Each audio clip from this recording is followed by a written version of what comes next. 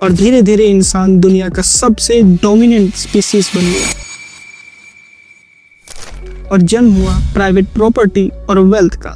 God, hell, heaven, rebirth, Copernicus, Galileo, Newton जैसे scientist ने ये दिखाया। इस अंडरस्टैंडिंग ने रिलीजियस बिलीफ्स को हिला के रख दिया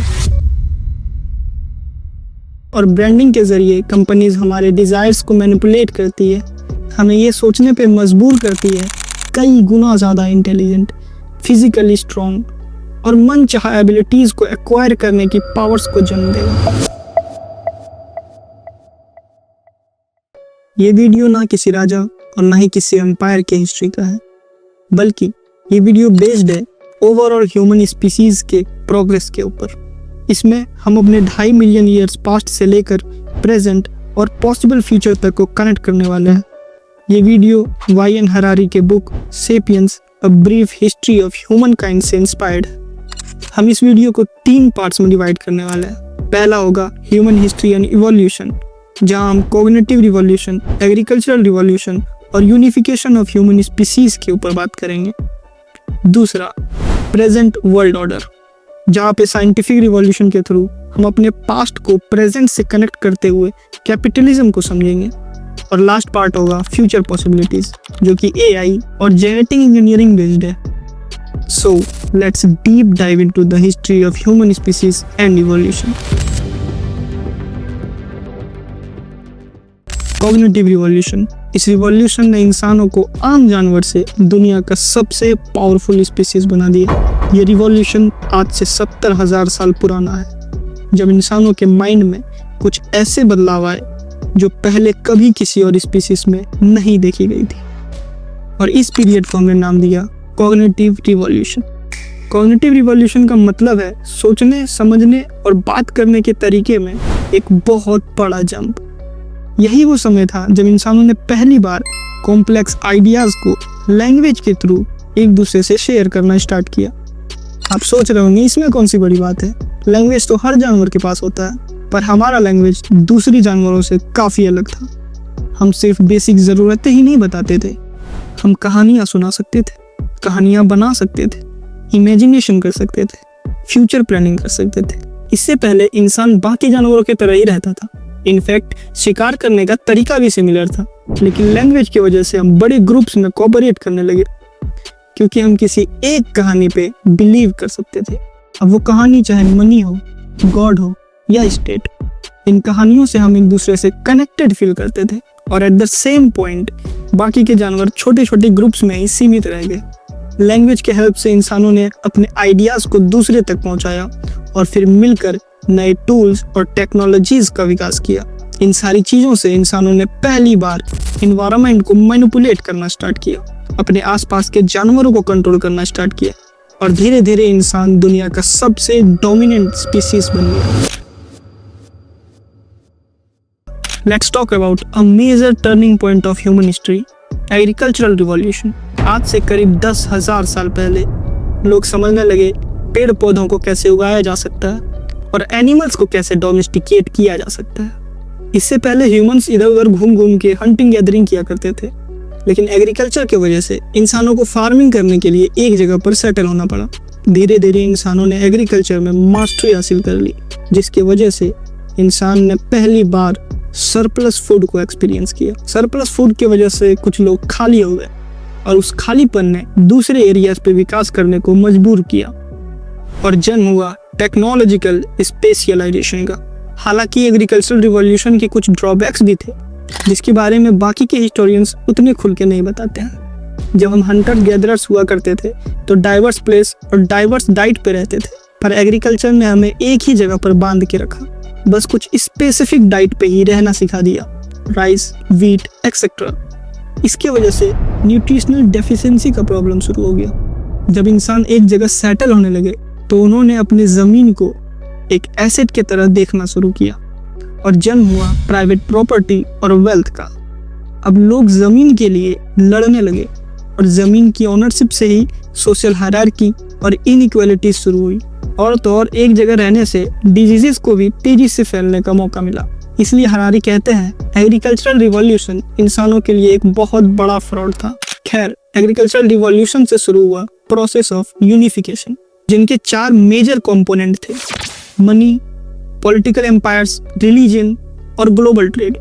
एग्रीकल्चर ने बड़े सोसाइटीज और ट्रेड्स को जन्म दिया और इसमें मनी ने एक कॉमन लैंग्वेज का काम किया। मनी के पीछे एक पावरफुल कॉन्सेप्ट था, ट्रस्ट।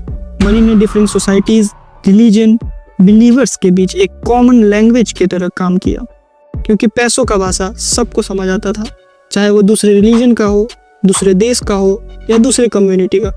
धीरे धीरे बड़े बड़े एम्पायर्स बनने लगे और इसका काम सिर्फ अपने पावर्स को एक्सपेंड करना नहीं था, बल्कि उन्होंने अलग अलग कल्चर्स को एक सिस्टम के अंदर लाने का भी काम किया। हम इंसानों में सबसे ज़्यादा यूनिटी अगर किसी ने लाया तो वो था रिलीजन। रिलीजन ने इंसानों को इमोशनल और कल्चरल बॉन्ड प्रोवाइड किया। इसने इंसानों को एक शेयर्ड अंडरस्टैंडिंग दी नेचर और उनके एग्जिस्टेंस के बारे में। रिलीजन के जरिए लोग अपने एक्शंस को जस्टिफाई करते थे और अपने जीवन को एक पर्पस के साथ कनेक्ट करते थे। इसका इम्पैक्ट इतना बड़ा था कि सोसाइटीज में पहली बार मॉरल कोड को इस्टेब्लिश किया गया। ये गाइड करता था कि इंसानों को क्या करना चाहिए, क्या सही है और क्या गलत। रिलीजन एक मिथ पे बेस्ड था, God, hell, heaven, rebirth etcetera. चाहे वो रियलिटी में एग्जिस्ट करे या ना करे, लेकिन इस मिथ का साइकोलॉजिकल इम्पैक्ट बहुत पावरफुल था, जिससे सोसाइटी को एक पर्पस ऑफ यूनिटी मिलती थी। और अंत में राइज हुआ कैपिटलिज्म और ग्लोबल ट्रेड का। जब सोसाइटीज ने अपने रिसोर्सेज को ट्रेड करना शुरू किया तो इससे ग्लोबल इकोनॉमिक सिस्टम का विकास हुआ। कोलोनाइजेशन ग्लोबल ट्रेड और कैपिटलिज्म का ही एक पार्ट था।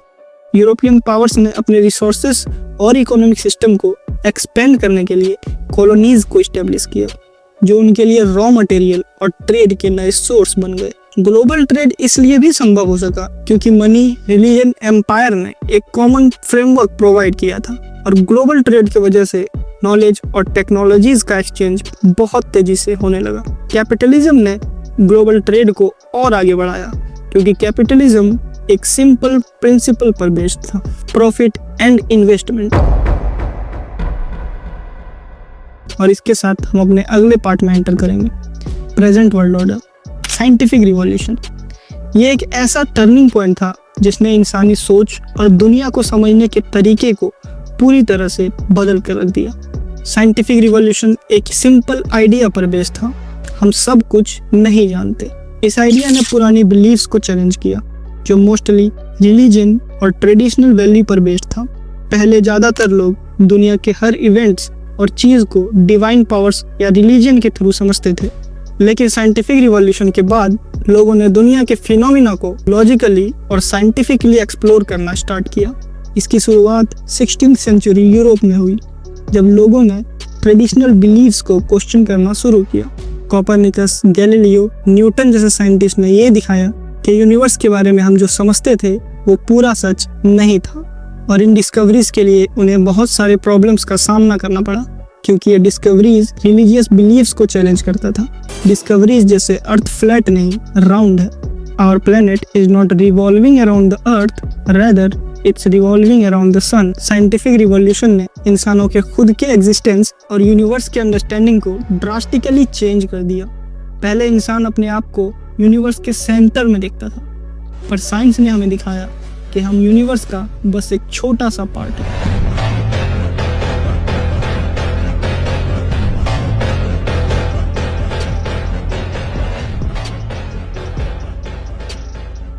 जब डिस्कवरीज होने लगी तो इंसानों ने अपने सराउंडिंग्स को साइंटिफिक टूल्स से स्टडी करना शुरू किया। फिजिक्स, बायो, एस्ट्रोनॉमी, केमिस्ट्री जैसे सब्जेक्ट्स ने हमें समझाया कि नेचर्स के अपने रूल्स हैं जिसे लॉजिकली एक्सप्लेन किया जा सकता है। इस अंडरस्टैंडिंग ने रिलीजियस बिलीफ्स को हिला के रख दिया, जो हमेशा से ये कहते थे कि हर चीज़ का एक्सप्लेनेशन डिवाइन होता है। एग्जाम्पल के लिए समझते हैं, मेडिकल एडवांसमेंट ने इंसानों के लाइफ एक्सपेक्टेंसी को बढ़ा दिया। पहले के लोग डिजीजेस को डिवाइन पनिशमेंट या कर्स समझते थे, जबकि साइंस ने दिखाया बीमारियों के पीछे बायोलॉजिकल और इन्वायरमेंटल रीजंस होते हैं जिनका क्योर भी संभव है। चार्ल्स डार्विन की थ्योरी ऑफ इवोल्यूशन ने यह बताया कि ह्यूमंस एक प्रोसेस के साथ इवॉल्व हुए हैं और हम सभी लिविंग ऑर्गेनिजम्स के साथ इंटरकनेक्टेड है। इस थियरी ने रिलीजियस अंडरस्टैंडिंग ऑफ लाइफ को तहस नहस कर दिया, जो कि ये कहता था कि हम किसी एक डिवाइन पावर के थ्रू भेजे गए हैं। और साइंस ने बहुत मुश्किल से पहली बार हमें ये बिलीव कराया कि अगर कहीं बहुत तेज बारिश हो रही हो, बिजली कड़क रही हो, बाढ़ आने लग जाए, तो इसका मतलब ये नहीं कि इंद्रदेव प्रचंड क्रोधित है। साइंस एक नए रिलीजन की तरह उभरने लगा। पहले इंसान रिलीजन के थ्रू अपने क्वेश्चंस का जवाब ढूंढता था। हम कहाँ से आए, हमारा पर्पस क्या है और यूनिवर्स का स्ट्रक्चर क्या है। बट साइंस ने ग्रेजुअली ये रोल टेक ओवर कर लिया। साइंस ने एक मॉरल फ्रेमवर्क को जन्म दिया जो कि एम्पेरिकल एविडेंस और लॉजिकल रीजनिंग पर बेस्ड था। जैसे रिलीजियस इंस्टीट्यूशन ने सोसाइटीज को सेंचुरीज तक गाइड किया, वैसे ही आज साइंटिफिक इंस्टीट्यूशंस सोसाइटीज को डायरेक्शन देते हैं। साइंटिफिक यूनिवर्सिटीज, रिसर्च लैब्स आज के वर्ल्ड में अथॉरिटी और ट्रस्ट के नए सेंटर्स बन गए हैं, क्योंकि साइंस हमेशा प्रोग्रेस और इम्प्रूवमेंट का प्रॉमिस करता है। आज इस दुनिया को देख के ये कह सकते हैं कि साइंस एक नए रिलीजन की तरह उभरा है, जहां जाने अनजाने में आज लोग साइंटिफिक डिस्कवरीज पे रिलीजियस थ्योरीज से ज़्यादा बिलीव करने लग गए हैं। Let's talk something about capitalism, क्योंकि कैपिटलिज्म आज के ज़माने की एक ऐसी सिस्टम है जो हर जगह छा गई है। ये बस इकोनॉमिक मॉडल ही नहीं बल्कि एक पावरफुल फोर्स की तरह आ चुका है जो मॉडर्न सोसाइटी को डीपली शेप करता है। कैपिटलिज्म का सीधा मतलब है कि गुड्स और सर्विसेज का प्रोडक्शन और डिस्ट्रीब्यूशन प्राइवेट इंडिविजुअल्स और कंपनीज के हाथ में होगा, जहां प्रॉफिट प्राइमरी ऑब्जेक्टिव है। इस प्रोसेस ने इंसानों के प्रायोरिटीज को भी शिफ्ट किया। जहां पहले सर्वाइवल और बेसिक नीड्स इंपॉर्टेंट थे, अब लोगों का फोकस वेल्थ, मटेरियल गुड्स और ज़्यादा से ज़्यादा एक्यूमुलेशन पर है। कैपिटलिज्म में सप्लाई और डिमांड के बेसिस पे मार्केट चलती है। ये प्रिंसिपल इंसानी ग्रीड और डिज़ायर पर बेस्ड है। इंसान अपने ग्रीड और डिज़ायर को सेटिस्फाई करने के लिए हमेशा कुछ नया चाहता है और मार्केट्स उसी के अकॉर्डिंग इवॉल्व करती है। यही कैपिटलिज्म का ड्राइविंग फोर्स है, यानी कि एंडलेस कंजम्पशन। पहले इंसान एक फाइनाइट वर्ल्ड में रहते थे, लिमिटेड रिसोर्सेस और फाइनाइट वेल्थ के साथ, लेकिन कैपिटलिज्म के आने के बाद सब बदल गया। अब ह्यूमन सोसाइटीज में इनफाइनाइट ग्रोथ का एक नया कॉन्सेप्ट है जो हमेशा ज़्यादा प्रोडक्शन, ज़्यादा कंजम्पशन और ज़्यादा वेल्थ क्रिएशन पर फोकस करता है। अभी की सोसाइटीज कंज्यूमरिज्म आइडियोलॉजी पर बेस्ड है, जिसका मतलब सोसाइटी इस आइडिया को मानती है कि लोग कंज्यूम करते रहे और कंपनीज नई चीज़ों को बनाती रहे, जिससे इकोनॉमी और मार्केट ग्रो करती रहे। मॉडर्न सोसाइटीज में हमें कंज्यूम करने के लिए ट्रेन किया जाता है। एडवर्टीजमेंट, मार्केटिंग और ब्रांडिंग के जरिए कंपनीज हमारे डिज़ायर्स को मैनिपुलेट करती है, हमें ये सोचने पे मजबूर करती है कि हमारे खुशी का रास्ता ज़्यादा से ज़्यादा चीज़ों को खरीदने से होकर गुजरता है। ये कैपिटलिस्ट इकोनॉमी का बेसिक फाउंडेशन है। अगर लोग चीज़ें नहीं खरीदेंगे तो मार्केट रुक जाएगी, प्रॉफिट रुक जाएगा, इकोनॉमी रुक जाएगा, जीडीपी घट जाएगा। कंज्यूमरिज्म ने हमारे हैप्पीनेस के कॉन्सेप्ट को भी रीडिफाइन कर दिया है।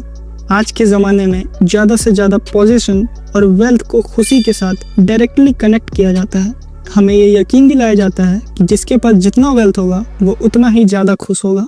लेकिन स्टडीज़ ये दिखाती है कि एक सर्टेन पॉइंट के बाद वेल्थ और हैप्पीनेस के बीच कोऑर्डिनेशन वीक हो जाता है। इस कॉन्सेप्ट को समझने के लिए एक सिंपल एनालॉजी है, हेडोनिक ट्रेडमिल। इस एनालॉजी में ये कहा जाता है कि जैसे ही एक इंसान एक डिज़ायर को फुलफिल करता है, उसकी खुशी टेम्परेरी बढ़ता है, लेकिन कुछ समय बाद सेम लेवल ऑफ हैप्पीनेस को फिर से एक्सपीरियंस करने के लिए एक नए डिज़ायर को चेज करता है। इस तरह इंसान एक लूप में फंसे रहता है, जहां वो अपनी खुशी को चेज करते रहता है पर कभी अचीव नहीं कर पाता। और कैपिटलिज्म भी इसी एंडलेस लूप का फायदा उठाता है, जहां सेटिस्फेक्शन और हैप्पीनेस बस एक एंडलेस मूविंग टारगेट ही रह जाता है। अब मैं इसमें अपनी तरफ से कुछ ऐड करना चाहूँगा।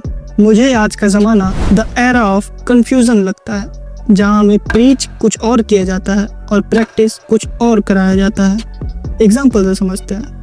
हम बच्चों को सिखाते हैं कि जेलसी एक बुरी चीज़ है, लेकिन जब वही बच्चा क्लास में उतने अच्छे नंबर नहीं ला पाता तो उसे पनिश किया जाता है ये कहकर कि देखो वो कैसे टॉप करता है, तुम भी सेम स्कूल में पढ़ते हो, सेम कोचिंग में पढ़ते हो, तुम क्यों नहीं कर पाते। अब सवाल सिंपल है, उस बच्चे के अंदर जेलसी आएगी या नहीं।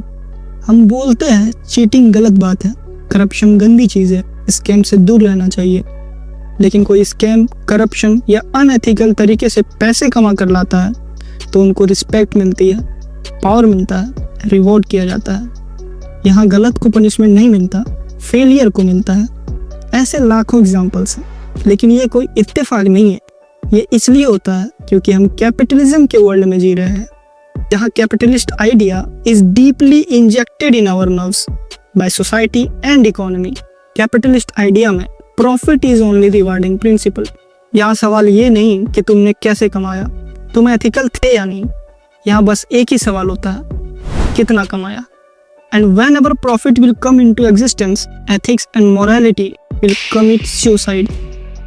और शायद सबसे बड़ा कंफ्यूजन ये है कि हम गलत सिस्टम में रहकर अच्छा इंसान बनना चाहते हैं। खैर, let's discuss about some futuristic possibilities, जो कि कुछ क्वेश्चंस से शुरू होता है। ह्यूमैनिटी का फ्यूचर क्या होगा?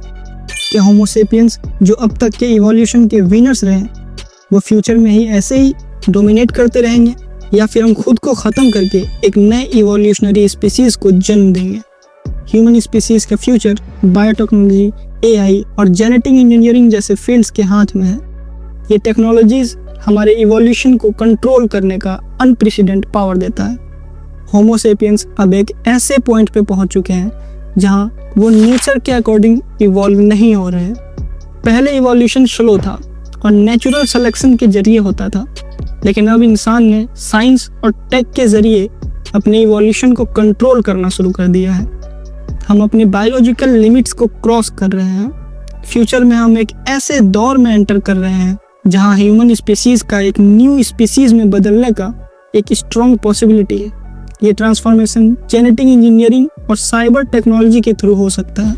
ह्यूमन सब अपने जीन्स को मॉडिफाई कर सकते हैं, अपने बॉडीज में मैकेनिकल पार्ट्स डाल सकते हैं, अपने इंटेलिजेंस को मशीन के साथ मर्ज कर सकते हैं। ये चेंजेस न्यू स्पीसीज के जन्म का रीजन बन सकता है, जो होमो सेपियंस से कई गुना ज़्यादा इंटेलिजेंट, फिजिकली स्ट्रॉन्ग और मनचाहा एबिलिटीज़ को एक्वायर करने की पावर्स को जन्म देगा। एआई के एडवांसमेंट के साथ ह्यूमन माइंड और मशीन का इंटीग्रेशन होने लगेगा। इंसान अब बायोलॉजिकल लिमिट्स को क्रॉस करना स्टार्ट कर चुका है। क्या हमें नेचर के नेचुरल प्रोसेस को बाईपास करके अपने आप को मॉडिफाई करना चाहिए? क्या हमें अपने ह्यूमैनिटी को सेक्रीफाइस कर देना चाहिए सिर्फ ज़्यादा इंटेलिजेंट, ज़्यादा पावरफुल बनने के लिए? और हम अपने बॉडीज और माइंड को मशीन के साथ रिप्लेस कर देंगे तो क्या हम फिर भी ह्यूमन कहलाएंगे? अब बस देखना यह है कि इस एडवांसमेंट का फायदा सबको इक्वली मिल सकेगा, या बस कुछ रिच अपर क्लास लोग ही इसे एक्वायर करके बाकी ह्यूमन स्पीसीज को एक्सप्लॉइट करेंगे, और फिर ह्यूमन स्पीसीज का एक्सटेंशन निश्चित है। From everything you know, everything you understand, is generative AI potentially an existential threat to the human species? I think that's what I've been saying, yes. It really is an existential threat. Some people say this is just science fiction, and until fairly recently I believed it was a long way off. I always thought it would be a very long-term threat, but I thought it would be 100 years before we had really smart things. 50 years maybe. We have plenty of time to think about it. Now I think it's quite likely that sometime in the next 20 years, these things will get smarter than us, and we really need to worry about what happens then.